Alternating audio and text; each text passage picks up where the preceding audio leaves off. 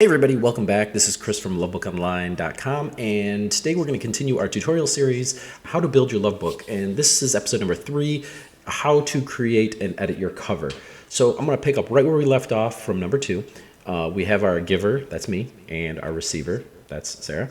We've created both our characters, and we're going to go ahead and hit save and continue. You're brought up to a cover select screen where we ask a few questions, basically about your relationship type and the occasion type, what this book is for. In this particular case, we're going to do an anniversary book. You can see all the different other occasions that we have available. You can go ahead and scroll through those. Each one of those occasions usually has some sort of cover and some sort of content that is directed towards that occasion. So that's why there's so many. So you can literally get a love book for any occasion. And they're fun, and they could be for anybody too. So here we go. Let's do an anniversary and then pick the relationship type. This is a way for us, again, to filter out how much content gets shown to you. If you have a spouse romantic relationship, we might show you some more romantic covers. If you have an adult to parent or non-romantic covers, obviously we're not going to show you pages or give you questions that show you in intimate settings or doing things that would be inappropriate. So that's why we have these different filters, and that's why we have to ask these questions up front.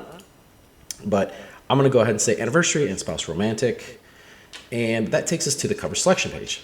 This is where you get to see all the different cover types. Now, remember, you can change this at any time as well as the rest of these all load up. You can see the different artwork that's in here. Usually they're featuring both characters on the cover. And remember, all the text is going to be completely editable. So in this case, I think I really like this one. Let's see, I like this one, the red cover. So when you get to this page and you tap on the text, you get a series of tools up here. And these tools above it, these are grayed out, but they're going to be used later, and you'll see why. But the tools that you have available to you right now are these right here. These are the editing tools that allow you to type. This tool allows you to scale the text up and down, size-wise. And then there is the justification. You can't really see it too much in this because the text takes up most of the square. And then there's also a drop shadow button. And then there is a font selection button. So you can change to different fonts, anything that may interest you. So I'm going to change it to this one. This one seems to be one that I like. And then there's also a color tool. Let's get rid of this. And the color dropping tool has this little eyedropper, which I think is pretty nifty. So you can pick a pixel and change the color of the font to match whatever pixel you want.